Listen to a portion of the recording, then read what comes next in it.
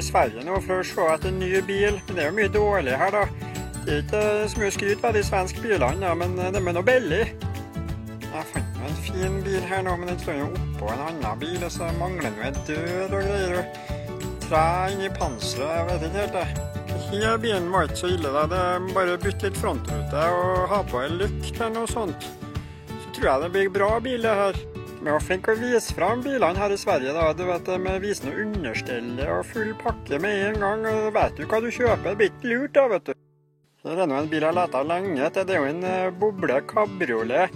Ser ut som det er litt enkelt laget da, jeg vet ikke helt hvor tak i den. Jeg har nå tatt Saab gode biler da, den her er jo ganske fin, den er jo blå, den har jo dører og vinduer og full pakke. Bare sett på noen hjul, så er den god som ny den. Det er noen miljøvennlige biler i Sverige da, du får jo mye skog og granbar og mosse på kjøpet. Det er akkurat noe for Miljøpartiet De Grønne det her, de skulle jo vært her og sett nå. Det er noe mye skyvredder i Sverige da, vet du, her har de jo stjert hele bilen. Selv om han hadde låst fast rattet, så ble nå bilen borte da. Jeg fant en fin Mercedes, litt usikker på lakken da, det er mossogrønn med litt sånn fine tegninger. Det er sikkert derfor han kostet litt ekstra denne typen da, vet du. Det er nå en bil som er skikkelig senket da, vet du, helt ned på marka. Det ser ikke hjula engang. Det er tøft. Her, vet du, her er bilen sin, det er folkevognbuss. Ser ut som han er tunglastet med en Saab da, men sett på i ruten nå, så blir den fin den her.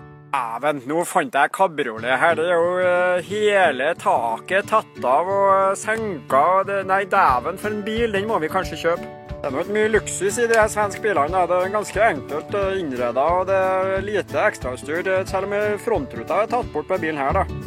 Sparer noe mye vekt da, vet du, når du gjør sånn med bilene, så kapper bort alt sammen. Det blir lett og fint og sikkert å ha med seg. Her er nok et bra kjøp, får med ekstra motor som ligger i bagasjerommet på bilen. Så da er det sikret bil i mange år da, vet du. Nei, dæven, nå fant jeg en fin buss, vet du. Den kan jeg bruke som russebuss, den. Har en anlegg og greier, og rutene er ferdig knust. Det er jo bare lekkert, slipp dem å gjøre det selv på fest og sånn. Nei, bedre det, har du sett? Den her er jo inni der med seng og greier, den bussen her.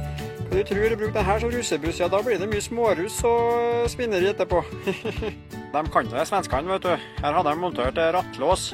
Den får du ikke opp på 5 minutter, nei. Det må du nå bruke motorsag for å få stjert bilen her. Ja, det er jo mange biler å velge i den bilparken her, men jeg synes nok kanskje de kunne ha vasket dem da, før de skal selge dem. Det er ikke alle som er like ren, hverken innvendig eller utvendig.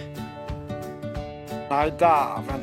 Jeg fant nå en amerikaner, vet du, en skikkelig amerikaner, store dekk og greier. Tror du vi ender opp med den her, ja. Det er mye bedre enn svensk mannskitt det her, ja.